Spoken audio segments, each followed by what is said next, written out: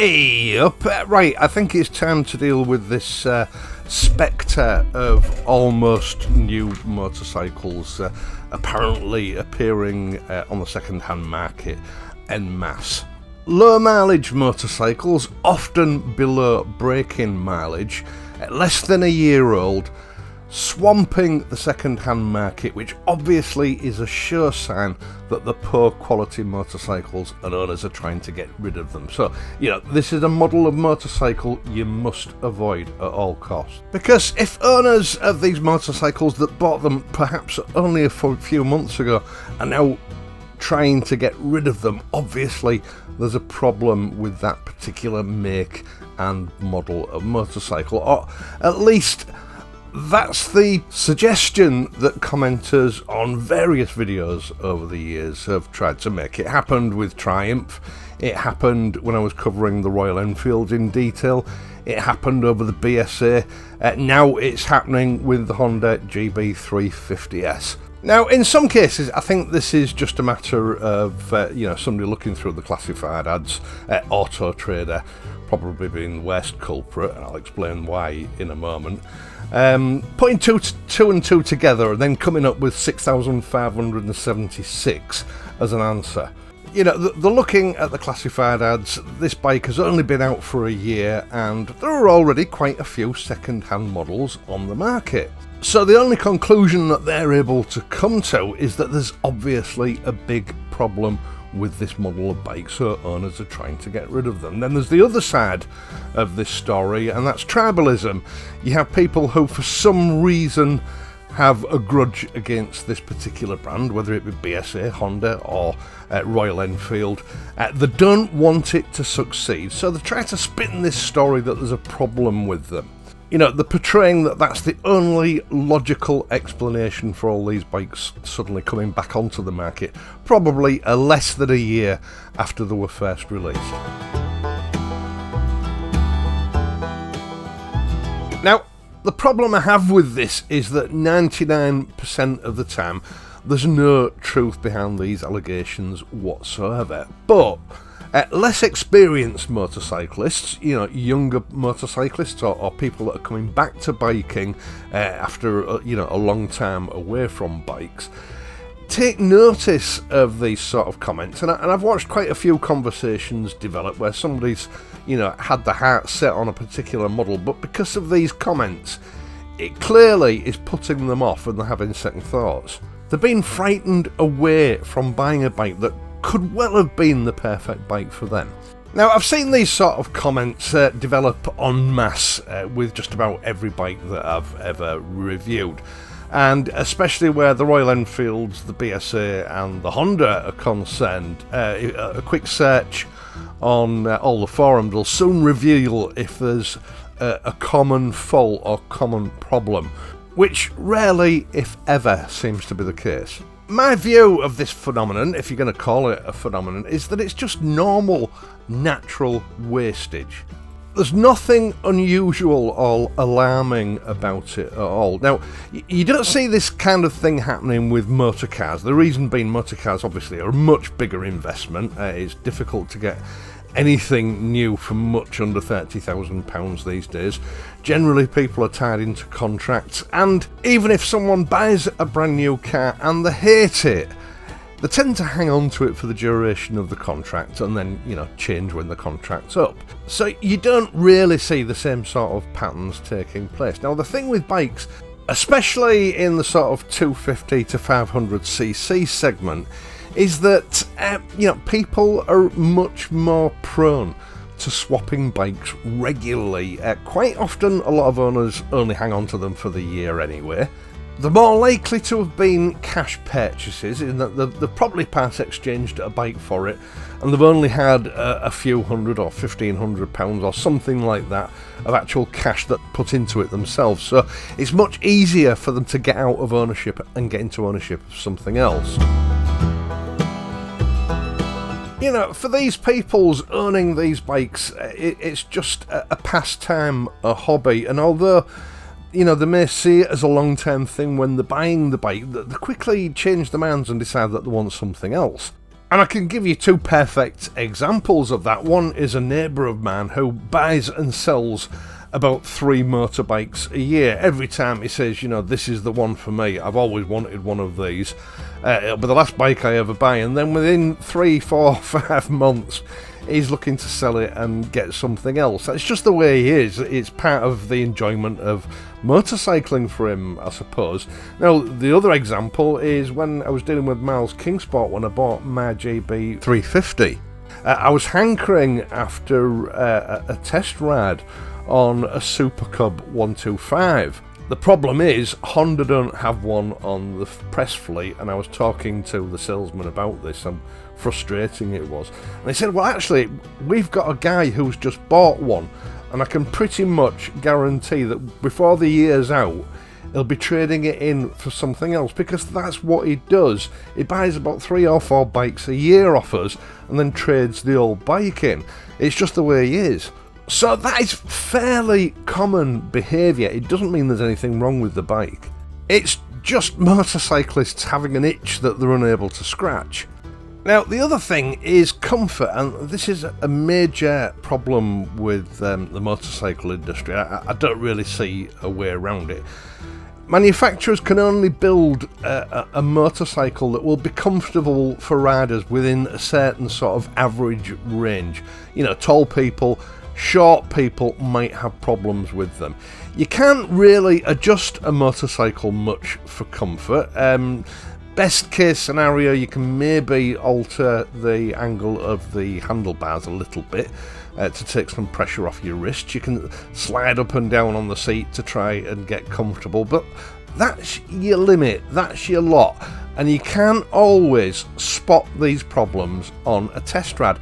If you can get a test ride at all, because, you know, I've bought bikes in the past that the first time I've ridden it is after I've paid for it and signed on the dotted line, because they don't have a demonstrator available.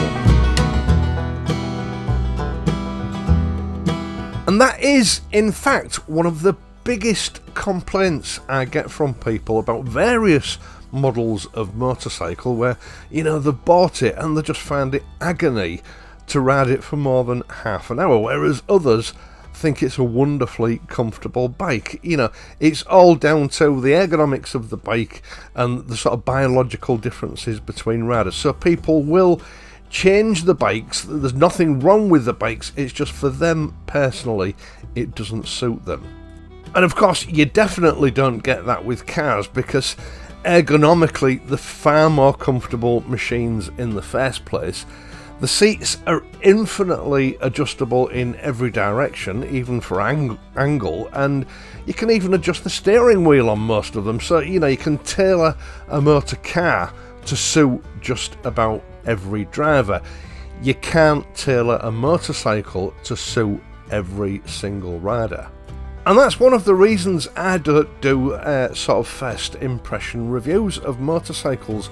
You need to have a lot of hours in the saddle and put a lot of miles on the engine of any bike to work out the nuances of these things, whether it's comfortable, whether it's suitable for you, before you can make, you know, a proper assessment of the bike. I mean, I prefer 2 weeks on a test bike before I review it, but at very, very least a week riding before I'm prepared to review it.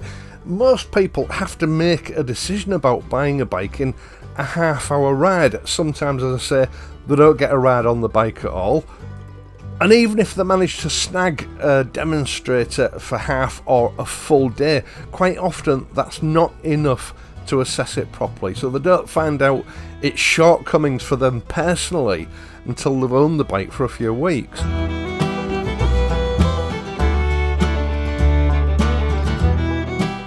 Now, bear with me, because there is a lot to this subject that a lot of people don't understand. The other problem is customers' expectations. Now, when you've got a guy in his 40s or 50s who last rode a bike when he was probably under the age of 20, he'll probably remember having an air-cooled single-cylinder 125 that could just do 70 miles an hour if it was lucky. And then he buys an air-cooled single-cylinder 350 expecting it to perform much better, but he doesn't understand what modern emissions regulations have done to these bikes. For the most part, they have to be severely strangled and they have to be limited on top speed in order to stay within the constraints of the emissions regulations. Now, this has been gradually increasing since 2016, yet it amazes me how many people simply cannot understand why a 350 is only as fast as a 125 from 40 years ago. I'm afraid that's just the way of the world these days. And on top of that, when the bike is new with a relatively tight engine that hasn't been run in properly, you know, they'll run the bike for 400, 500, 600 miles and they'll be really disappointed with the performance because the engine hasn't opened up properly yet. I mean, the Hondas are not too bad because the running period is only 600 miles, but when you're looking at stuff like the BSAs and the Royal Enfields where the running period is 1200 miles, understandably people just get fed up of these bikes not performing the way they imagined they would. So they start looking elsewhere and they look to trade them in. And that's just the, for want of a better expression, the born-again bikers that have come back to biking after 20, 30 or 40 years that want to continue riding. You know, a lot of these guys, they buy a bike to sort of recapture the youth, and there's nothing wrong with that. But when they get the bike, they find out it's not quite how they remembered it. They found they don't have time to ride it like they thought they would. It doesn't quite give them the thrill that they thought it would bring back from the youth. And quite often after a year, they think, actually, no, motorcycling is not for me. So they want to get rid. You know, there's a lot of reasons why people get rid of these, especially these smaller bikes, within a year or 18 months. It definitely shouldn't be interpreted as a sign that there's a problem with these bikes. It's just, you know, the way consumerism interacts with these smaller motorcycles in this modern era.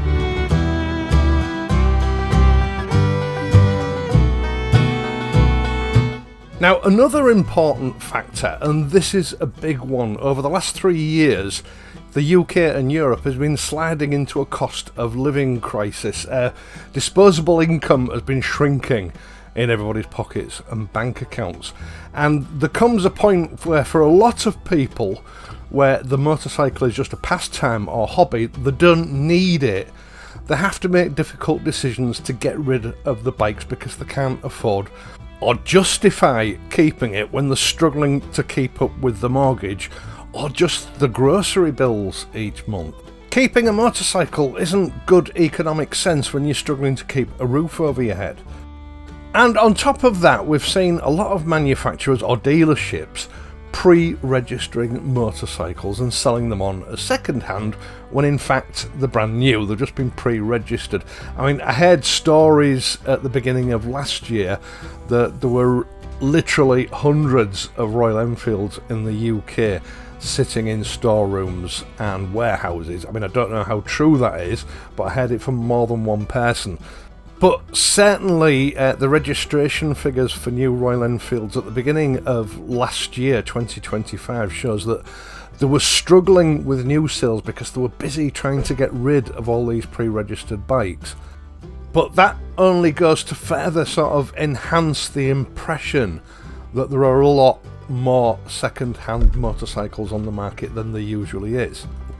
Now, when you take these factors into consideration, it's not surprising that you tend to see a lot of these bikes second-hand, less than a year old, on the market after just a few months after the bike was released. That's not unusual, it's not a surprise, but things are not always as the same. Now, I had a conversation, very brief conversation, with a guy who obviously has something against Honda the other day on Wednesday's video, saying how many... well, basically he was calling me out as a liar. I was saying that there was a shortage of these bikes, the Honda GB350s. They're hard to get hold of. There's a waiting list for them. Yeah, as he quoted to me, there's loads of second-hand examples for sale, so there's obviously a problem with them. And on top of that, there's loads of brand new ones on showroom floors, because various dealerships are advertising them. Now, I've come across this before. Now, back in the old days, when you wanted to buy a bike, you went down to your local dealership. Your only other alternative was to buy a copy of Auto Trader or Motorcycle News or a similar publication. Quite often just your classifieds in your local newspaper, to find out, what bikes, what model you were looking for might be available new or used in your local area. These days, everybody just seems to put them on Motorcycle News and Auto Trader. It's like a one-stop shop. People are not putting them in the local newspapers so much nowadays. They're just going to one central resource to advertise the bike on the internet as wide as possible, and that does give the impression that there's more bikes available than you might have been used to 20 years ago. Now, I had a look at the Auto Trader and Motorcycle News after I'd finished this conversation with the guy, and apparently there were 10, 20, maybe even 30 what appeared to be used GB350s for sale, ranging in mileage from 50 odd miles to sort of 1600 miles, most of them under 1,000 miles. Now, Honda sold over 1,200 GB350Ss in 2025, so that is actually a tiny fraction of the total number of bikes that were sold new that are now returning to the market as used. But don't forget, most of the dealerships that are selling these Hondas will have had demonstrators, at least one demonstrator, and they generally speaking get rid of those demonstrators before they've got 1,000 miles on them. They certainly get rid of them before they're a year old and they've still got a reasonable resale value left in them, and then they will get another one. I know, talking to Andy at Miles Kingsport back in July, they'd run out of new bikes. They couldn't sell any more. They didn't have any coming until December, so he had actually put their demonstrator on the market, and he was waiting for a lady that afternoon to come and have a look at it. So we don't know what proportion of that, let's say 20 used GB350Ss, we don't know what percentage of those were actually ex-demonstrators that the dealerships have decided to get rid of. It might have been all of them, we don't know. And the other telling information from these listings with all of these second-hand bikes were the prices, because they ranged from about a £250 discount over the price of a brand new bike for something with like 1,600 miles on the clock to just £4 discount for one that had about 400 miles on the clock. So they are obviously holding their second-hand prices very well. It doesn't look like there's a problem with them.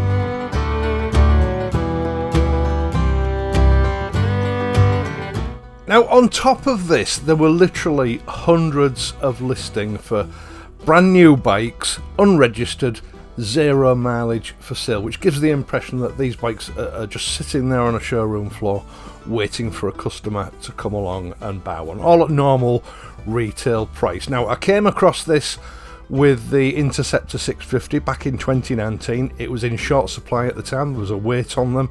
I also came across this with the Royal Enfield Classic 350 in 2022. Same situation. There were waiting lists on them.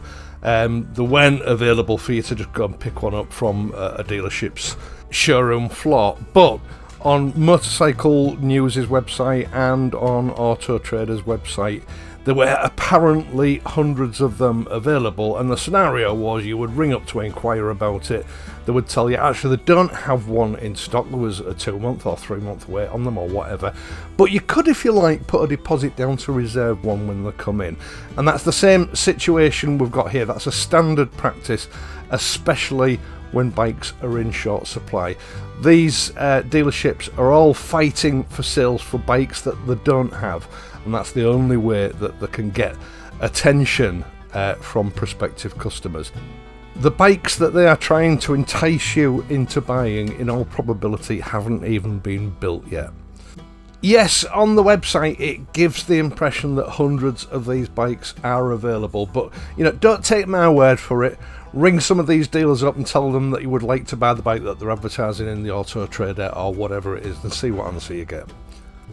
Right, I'm sorry this video has gone on a little bit. Actually, I could have gone on for a lot longer, but I think I've covered fairly comprehensively what the situation is here. There isn't a glut of these bikes second-hand that owners are desperate to get rid of. It's just the normal scenario that we see for motorcycles in this modern era, especially the internet era, where everybody tends to go to one resource to publish the prospective sale of the bike, and it gives the impression that there are a lot more available than there actually are. What you are looking at is probably the entire second-hand stock of the whole country. It's not just your local area. It's certainly not an indication that there are issues with any of these bikes. I don't think anybody builds bad bikes nowadays. There are just good bikes and better bikes. You pays your money and you makes your choice. I don't think you'd be disappointed with any of these second-hand buys. Yeah, you get the occasional lemon, that's just a fact of life, but by and large, there's nothing wrong with these bikes, no matter how many of them are for sale second-hand. Once again, thank you so much for taking the time to watch this and my other videos, and doing so helping to support this channel. I really do appreciate it. It's also important to me, if you can see yourself clear, to leaving a like on this video and hyping this video if the hype button is available to you.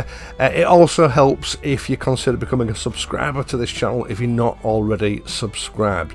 You can help me out in other ways via my Patreon page or PayPal donations. The details of how to do that are in the video description down below, or you could just use the super thanks button, which is just to the bottom of the video that you're actually watching now. None of it's essential, but it is appreciated. I will of course be back next week, so until then, please ride safely, and I'll see you soon.